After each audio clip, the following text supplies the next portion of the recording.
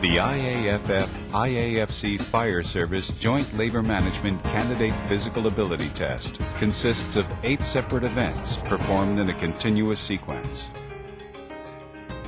The events in order are the stair climb, the hose drag, the equipment carry, the ladder raise and extension, the forcible entry, the search, the rescue, and the ceiling breach and pull.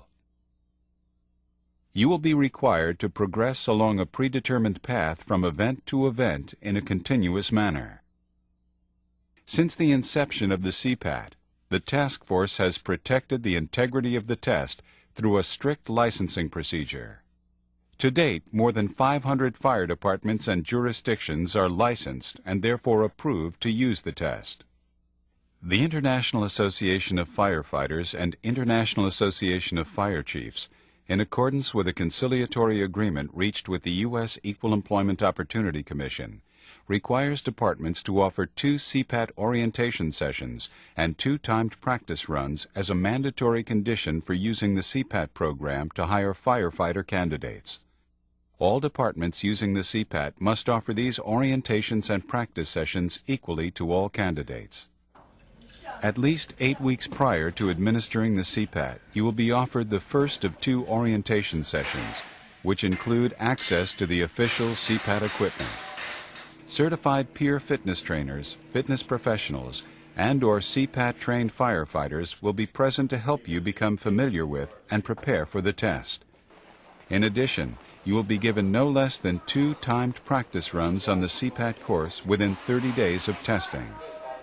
These standard operating procedures provide full and equal access to the CPAT program and will improve your success rate on the test. If you feel you are ready to take the test and don't need to attend the orientation sessions or practice runs, you may choose to sign a written waiver, acknowledging that you voluntarily waive your participation in these sessions. The candidate physical ability test events and equipment were designed to standard specifications. While the order of events and lengths between events will remain the same, in order to conform to the fire department's test area, your course layout may vary. The CPAT course may be set up indoors or outdoors. You must successfully complete all 8 events in 10 minutes 20 seconds or less. This is a pass-fail test. Disqualification on one event or a total test time exceeding 10 minutes 20 seconds will constitute a failure, and the test will be concluded. Throughout the test, you will wear a 50-pound vest to simulate the weight of the self-contained breathing apparatus and the firefighter's protective clothing. A hard hat with a chin strap and work gloves will be issued to you for your safety and must be worn for the duration of the test. Watches and loose jewelry will not be permitted. It is a requirement that you wear long pants and proper footwear. Footwear with an open heel or an open toe may not be worn. The events are placed in a sequence that best simulates their use in a fire scene. Each event is connected by an 85-foot walk. This will allow you approximately 20 seconds to recover before the next event. To ensure the highest level of safety and to prevent exhaustion, you must walk between events. Running between events will result in a warning. A second infraction will constitute disqualification, and your test will be concluded. A proctor will follow, not lead you throughout the test. The purpose of the lead proctor is to time your performance, monitor your safety, and provide you with instructions during the events. Additional proctors will be present during the events. Event 1, Stair Climb. This event is designed to simulate the critical tasks of climbing stairs in full protective clothing while carrying a high-rise pack or hose bundle. An additional 25 pounds of weight will be added only during the stair climb event, totaling 75 pounds to simulate the weight of the firefighter's protective clothing, the self-contained breathing apparatus, and a high-rise pack or hose bundle. You will walk on the step mill for 3 minutes and 20 seconds. Immediately prior to the initiation of the timed candidate physical ability test, you will have 20 seconds to warm up on and become familiar with the step mill at a preset rate of 50 steps per minute. This 20-second warm-up is not counted in your total test time. During the 20-second warm-up, you will be permitted to dismount, grasp the rail, or touch the wall to establish balance and cadence.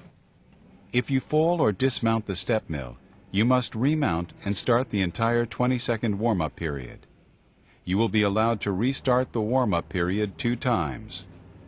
If you dismount or fall off the equipment 3 times during the warm-up period, you will be disqualified and your test will be concluded. The warm-up period and the time test are continuous. There is no break between the warm-up period and the time test. Time begins when the proctor says go, and the rate of the step mill will be increased to a preset rate of 60 steps per minute. 3, 2, 1. The test has begun. You will be required to walk on the step mill at this preset rate for 3 minutes. Just prior to the 3-minute mark, the proctor will inform you that the step mill event is about to end. After 3 minutes have elapsed, the step mill will stop. You will dismount, the 2 weights totaling 25 pounds will be removed, and you will walk to the next event. If you fall, grasp any of the test equipment, or dismount the step mill after the timed candidate physical ability test begins, you will be disqualified and your test will be concluded. During the timed test, you are permitted to momentarily touch the wall or handrail for balance. However, you will be given a warning if the wall or handrail is touched or grasped for an extended period of time, or if the wall or handrail is used for weight bearing. 2 warnings will be allowed. A 3rd infraction will constitute a disqualification, and your test will be concluded. Event 2. Hose drag. This event is designed to simulate the critical tasks of extending an uncharged hose line from the fire apparatus to the fire occupancy, and pulling the uncharged hose line around obstacles while you remain stationary. You will grasp the hose nozzle attached to 200 feet of 1 3/4 inch hose. You will place the length of the hose line, 8 feet or less, over your shoulder or across your chest. Stop! Warning, grab a 2-inch hose. You will drag the hose 75 feet to a pre-positioned drum, make a 90-degree turn around the drum, and continue to the finish line. You are permitted to run while dragging the hose. This is the only event in which you are permitted to run. If you fail to go around the drum or go outside of the marked path, your test will be concluded. After you cross the finish line, you will stop within the marked box, turn to face the hose line, and drop to at least 1 knee. You will then pull 50 feet of hose as indicated by a marking on the hose to the finish line. The mark on the hose line must pass the established finish line. Upon completion of this event, you will walk 85 feet along the established walkway to the next event. During the hose pull, you must remain on at least 1 knee within the marked boundary lines at all times. If you fail to do so, you will receive a warning. The second time you move outside of the boundary, or fail to maintain at least 1 knee in contact with the ground, will constitute a disqualification, and your test will be concluded. Event 3. Equipment carry. This event is designed to simulate the critical tasks of removing power tools from a fire apparatus, carrying them to an emergency scene, and returning them to the fire apparatus. You will remove the 2 saws, one at a time, from the cabinet and place them on the ground. You will then simultaneously pick up 1 saw in your left hand and 1 saw in your right hand and carry them while walking 75 feet around a drum and back to the starting point. You will then place both saws on the ground, pick up 1 saw at a time, and return each saw to its designated space in the cabinet. Upon completion of this event, you will walk 85 feet along the established walkway to the next event. During the equipment carry, you are allowed to stop, place the saws on the ground, and adjust your grip. However, if you drop either saw on the ground during the carry, you will be disqualified and your test will be concluded. Throughout the equipment carry, you must walk. You will receive 1 warning for running. A second infraction will constitute disqualification and your test will be concluded. Event 4, Ladder Raise and Extension. This event is designed to simulate the critical tasks of placing a ground ladder at a fire structure and extending the ladder to a roof or window. You will walk to the end of a 24-foot aluminum extension ladder positioned on the ground. Lift the top rung of the unhinged end of the ladder from the ground and walk it up in a hand-over-hand fashion using each rung of the ladder until the ladder rests against the wall. If you miss any rung during the raise, you will receive one warning. If you miss a rung after receiving a warning, or if you allow the ladder to fall to the ground, or the safety lanyard is activated due to completely losing your grip during the raise, you will be disqualified and your test will be concluded. After successfully completing the ladder raise, you will proceed immediately to a second pre-positioned and secured 24-foot aluminum extension ladder. You will extend the fly section by pulling on the rope halyard hand over hand until it hits the stop. You will then lower the fly section hand over hand in a controlled fashion and return the ladder to its original starting position. Upon completion of this event, you will walk 85 feet along the established walkway to the next event.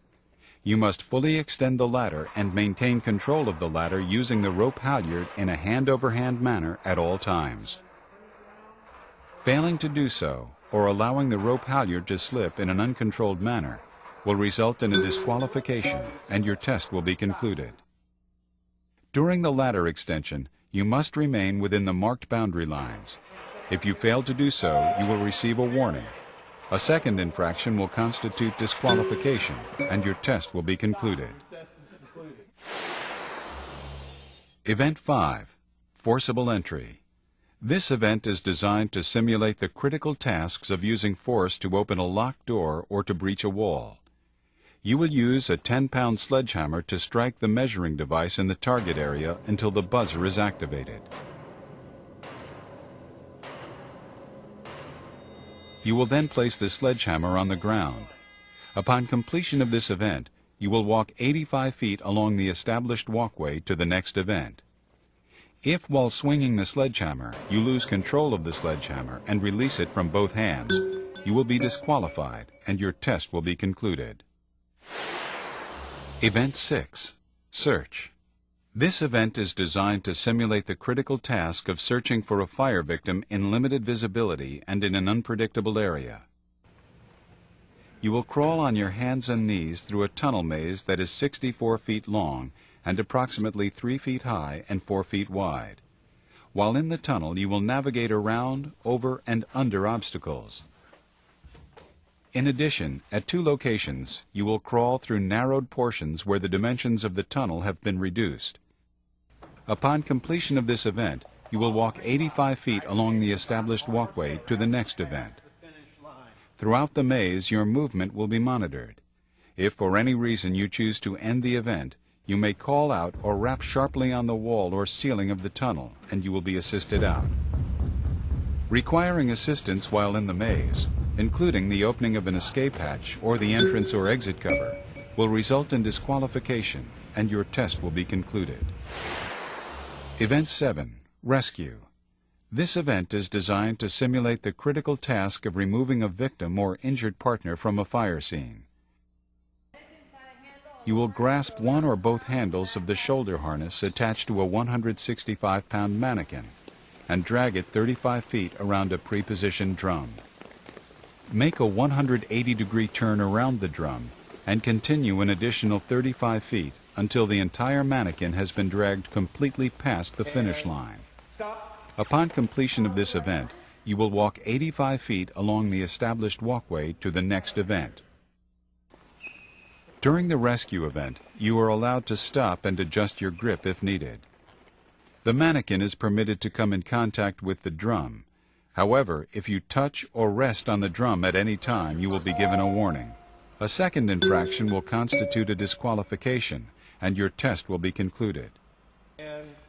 Remember, the entire mannequin must be dragged past the marked finish line to complete the event. Event 8, Ceiling Breach and Pull.